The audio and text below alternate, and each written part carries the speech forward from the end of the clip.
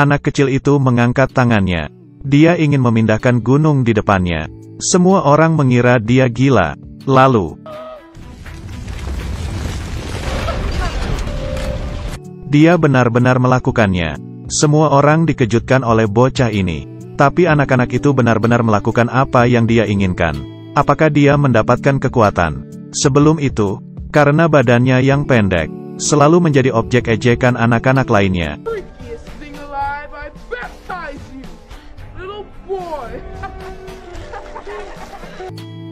Dia tidak memiliki teman.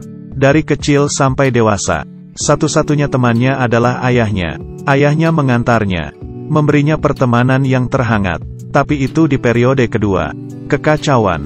Ayahnya harus ke baris depan untuk berpartisipasi. Anak kecil itu langsung bergegas pergi. Memeluk kaki ayah itu erat-erat. Dia tidak mau meninggalkan ayahnya. Tapi itu tidak dapat mengubah apapun.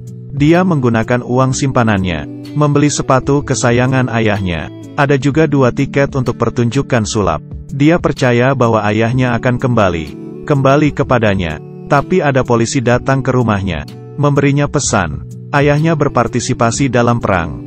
Ditangkap oleh Jepang. Tidak tahu masih hidup atau mati. Semangat keluarga ini langsung runtuh. Anak itu sangat kecil saat mendengar berita itu. Tidak mau makan atau berbicara. Dia pergi ke pertunjukan sulap itu sendirian. Di sini, anak laki-laki itu mendapatkan kembali kepercayaan dirinya. Pesulap mencari orang yang dapat membantunya. Bekerja sama dengan pertunjukannya. Satu-satunya anak laki-laki yang tidak mengangkat tangannya dipilihnya. Pesulap memintanya untuk mengangkat tangannya, menghadapi botol di depannya. Pindahkan botol itu ke depanmu dengan kekuatan pikiranmu. Penonton terus menertawakannya. Tidak percaya dia bisa melakukannya. Wajah-wajah yang tertawa. Bocah laki-laki itu perlahan-lahan menurunkan tangannya. Tapi saat ini,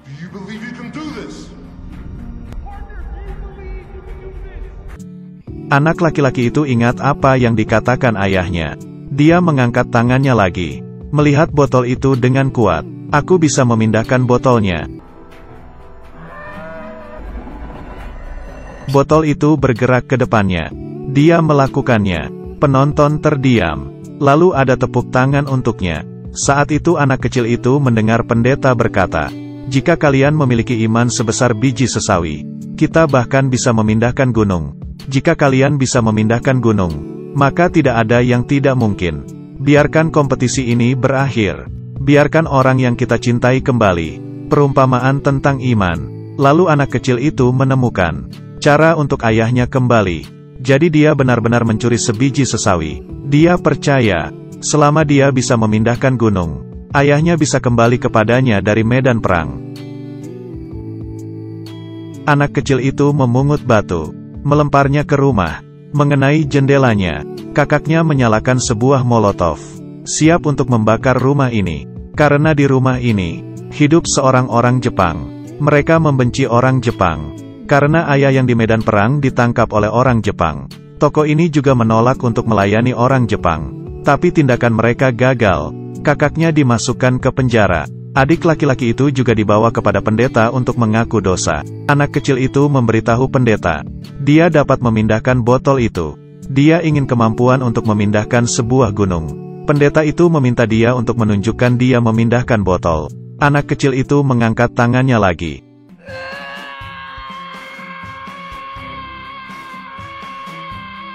Tapi kali ini tidak peduli seberapa keras dia mencoba. Botolnya tidak bergerak. Akhirnya pendeta ini memindahkan botolnya. Dia tergerak oleh kegigihan anak kecil itu. Dia mengeluarkan sebuah buku. Beberapa hal tercantum di atas. Memberinya makanan, memberi akomodasi untuk tunawisma, mengunjungi pasien, mengubur orang yang mati. Akhirnya pendeta itu memberikan dia sesuatu. Bertemanlah dengan Hashimoto. Selesaikan saja tugas-tugas di atas. Anak laki-laki ini yakin dapat mendapatkan kekuatan super. Meskipun anak laki-laki itu benar-benar tidak puas dengan hal terakhirnya. Tapi demi ayahnya, dia mengetuk pintu Hashimoto. Minta maaf apa yang dia lakukan sebelumnya. Tapi Hashimoto mengabaikannya. Dia membeli minuman lain untuk Hashimoto. Hashimoto berbalik dan membuangnya ke tempat sampah. Dia tidak menyerah. Minta Hashimoto untuk pergi ke restoran. Mereka makan es krim bersama. Saat ini anak kecil itu bertanya kepada Hashimoto, bisakah dia mencoretnya dari daftar? Tapi Hashimoto tidak mau, karena dia tahu, anak laki-laki itu tidak menganggapnya sebagai teman sejati. Baru-baru ini, orang-orang di restoran mempermalukan Hashimoto. Dia tidak memelihara pertemanan ini. Hari ini anak kecil itu diganggu lagi, karena dia berjalan bersama dengan orang Jepang. Hashimoto melihatnya, membawanya pergi. Ketahui arti sebenarnya dari daftar ini, Hashimoto memutuskan untuk membantunya. Dia membawa bocah laki-laki itu ke rumah sakit untuk mengunjungi seorang pasien. Mengingatkan untuk mengunjungi kakaknya di penjara. Mengambil tunawisma. Secara bertahap, mereka menyelesaikan hal-hal di daftar ini bersama-sama. Hashimoto benar-benar sudah menganggapnya teman. Diundang oleh seorang anak kecil. Pulang untuk makan. Dalam suasana yang cukup harmonis. Hashimoto mengatakan apa yang dia pikirkan di dalam hatinya. Aku memiliki wajah dari negara musuh. Tidak peduli, tapi di sini adalah rumahku. Tidak peduli aku bukan dari sini. Dan saat ini, dia mengambil pistol dan mengusir Hashimoto keluar dari rumahnya. Bocah itu tidak peduli dengan pandangan orang lain lagi. Dia menganggap Hashimoto benar-benar sebagai temannya. Tapi yang lain, semua menganggap Hashimoto sebagai musuh. Kakaknya juga sama, dia melihat adiknya dan musuhnya jalan bersama. Dia marah. Jika kamu ingin melakukan sesuatu untuk ayahmu, kalau aku bisa.